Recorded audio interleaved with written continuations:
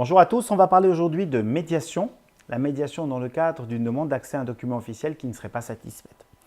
Donc je vais vous citer tout d'abord un petit exemple.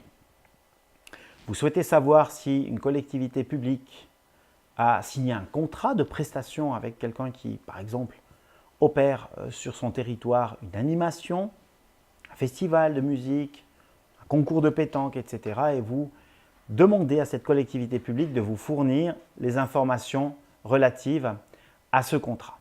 Cette autorité vous indique qu'elle ne souhaite pas le faire, parce que par exemple, il y a un secret d'affaires avec l'entreprise qui a été mandatée, ou tout simplement parce qu'elle estime que ce n'est pas un document officiel.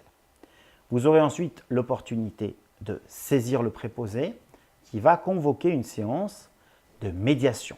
C'est-à-dire que dans un premier temps, nous allons tenter de trouver une solution amiable au litige qui vous divise.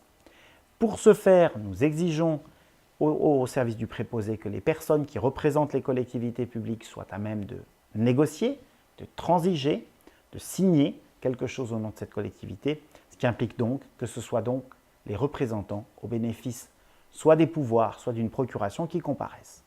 Lors de cette séance de médiation, la parole est libre.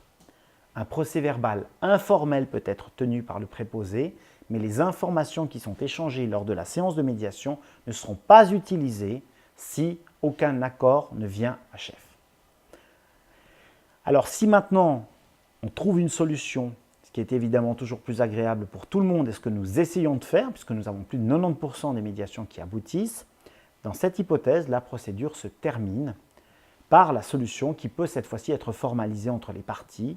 Par exemple, consultation exclusive pour la personne des documents, avec un engagement de celle-ci de ne pas le transmettre, ce document à des tiers, ou une consultation différée dans le temps, etc. Tout est possible.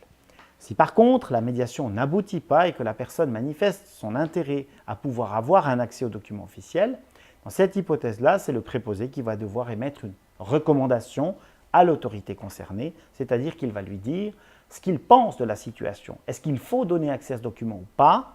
Et si oui, dans quelles conditions?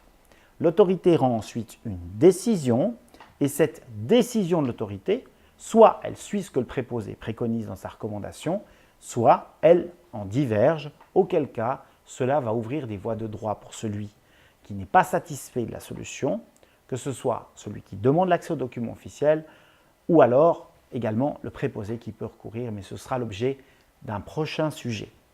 Tout ceci pour vous dire que nous fondons beaucoup d'espoir dans nos séances de médiation et nous tentons de convaincre les gens que c'est souvent une solution bien plus pragmatique que la procédure judiciaire qui va généralement prospérer durant plusieurs années, ce qui n'est évidemment pas satisfaisant lorsqu'on veut avoir accès à une information immédiatement.